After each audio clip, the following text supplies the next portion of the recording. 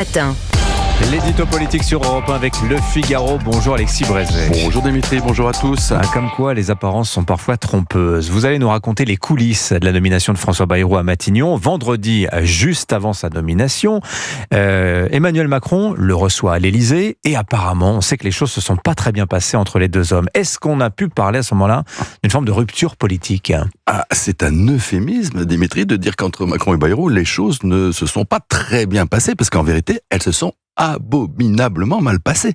Jamais, jusqu'ici, une personnalité politique ne s'était imposée par la menace politique, s'entend, au président de la République. Le seul vague précédent, c'est Dominique de Villepin, en 2005, qui, profitant de son emprise psychologique sur un Jacques Chirac vieillissant, s'était emparé de Matignon aux dépens de Michel Alliot-Marie. Mais cette fois, c'est pire. D'abord, parce que c'est le vieux renard qui humilie le jeune lion, mais ensuite parce que tout ça se passe à ciel ouvert, au vu et au su des médias, et sinon directement de l'opinion. Et c'est d'ailleurs là qu'est sans doute la plus grande erreur d'Emmanuel Macron. S'il avait voulu, comme on dit, débrancher François Bayrou, il aurait pu le faire discrètement la veille au soir. Mais là, en le convoquant le vendredi à 8h30 du matin à l'Élysée, et surtout en le faisant savoir aux médias, parce que c'est l'Élysée qui le dit, Emmanuel Macron installait dans l'esprit de tous, et de François Bayrou lui-même, que l'affaire était faite et qu'il était nommé. Et tout ça pour lui dire tout à trac que non, ça serait pas lui, mais Sébastien Lecornu.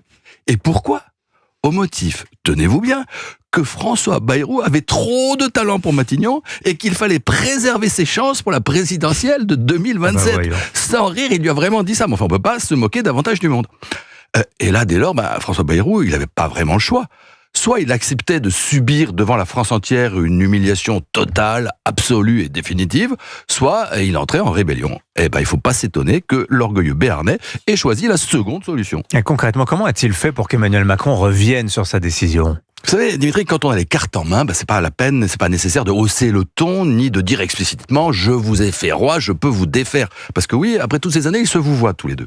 François Bayrou a dit fermement, d'après ce qu'on sait, sa totale détermination à tirer toutes les conséquences politiques de cet affront. Et là, pas besoin de faire un dessin, Emmanuel Macron a compris. Il a compris que son bloc central allait perdre 35 députés, alors qu'il n'en a déjà pas de trop, que ce serait signé au pire moment l'acte de décès du macronisme originel, et surtout, qu'ayant quitté le navire, François Bayrou ne pourrait pas dire autre chose que ce que disent déjà Jean-Luc Mélenchon, Marine Le Pen, Jean-François Copé, Hervé Morin. Dire quoi donc ? Que le problème désormais c'est Emmanuel Macron et que la solution c'est sa démission. Et venant d'un allié historique, vous imaginez les ravages. Oui. Et c'est ainsi que 40 minutes après leur séparation plutôt fraîche, Emmanuel Macron a demandé à François Bayrou de repasser à l'Élysée. Et vous pensez maintenant que ces deux-là peuvent s'entendre ? On est entre gens civilisés, Dimitri, parce que les institutions l'exigent, les formes seront respectées. Mais il ne vous aura pas échappé que lors de ses premiers mots sur le perron de Matignon, François Bayrou n'a pas remercié, ni même cité celui qu'il avait nommé. C'est vrai. Que Bayrou a choisi comme directeur de cabinet un homme à lui, qui pour la première fois ne doit rien ni à Alexis Kohler, ni à Emmanuel Macron. Et qu'alors qu'Emmanuel Macron lui avait recommandé de recevoir ensemble à Matignon les responsables du bloc central, en excluant le Rassemblement national, François Bayrou a fait exactement le contraire. Il a reçu les groupes politiques séparément et en commençant par Marine Le Pen. Il ne vous aura pas échappé non plus que François Bayrou ayant décidé de ne pas se rendre à Mayotte et d'y dépêcher Bruno Retailleau, Emmanuel Macron a aussitôt annoncé que lui, il irait. Oui, bien sûr.